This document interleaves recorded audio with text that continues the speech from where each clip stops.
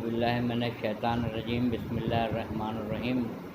یہ بہت ہی مختصر ترین کلپ ہے، سورہ رحمان سے متعلق ہے کہ ابتدائی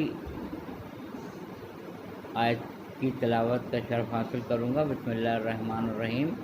الرحمن علم القرآن خلق الانسان علمہ البیان۔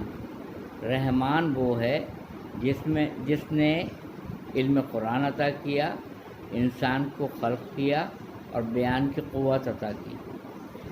اچھا، اس میں غور طلب بات یہ ہے کہ خلقت انسانیت سے پہلے، انسان کی تخلیق سے پہلے علم قرآن آ رہا ہے، جبکہ ہماری مختصر ترین عقل جو ہے، محدود عقل، اس میں یہ تھا کہ رحمان وہ ہے جس نے انسان کو خلق کیا، قرآن کا علم دیا اور بیان کی قوت عطا کی، جبکہ ایسا نہیں ہے۔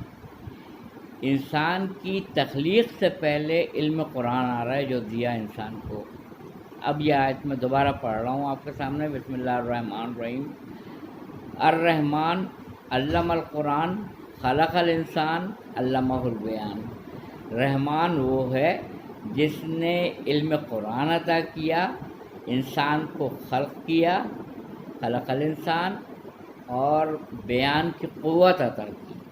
تو یقیناً کچھ لوگ ایسے ہوں گے جو تخلیق کے ساتھ ساتھ علم قرآن اپنے ساتھ لے کر آئے ہیں، ورنہ تخلیق سے پہلے علم قرآن کی آیت جو آ رہی ہے وہ اس طرف اشارہ کر رہی ہے کہ تخلیق انسان کی تخلیق اور علم قرآن ان کو ساتھ ساتھ عطا کیا جا رہا ہے۔